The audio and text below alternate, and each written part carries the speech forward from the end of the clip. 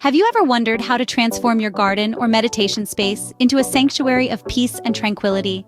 Sensory gardens, designed to engage all the senses, can enhance your meditation experience by fostering a deeper connection with nature.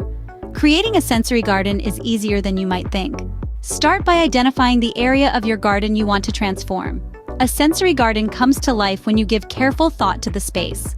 Consider the sunlight, shade, and the natural elements that already exist. Next, let's stimulate the senses. For sight, color is key.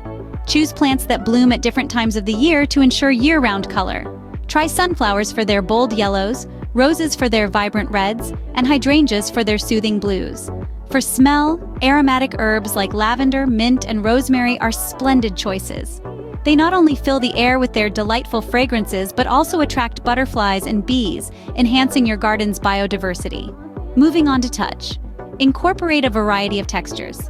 Think of the softness of lamb's ears, the roughness of tree bark, and the cool smoothness of ornamental grasses.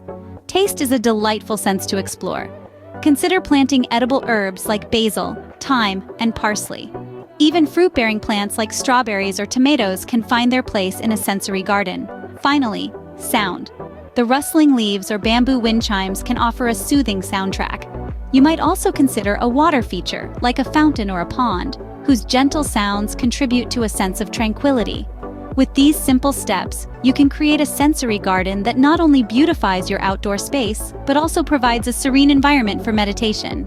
Now that you know how to create a sensory garden, it's time to get started.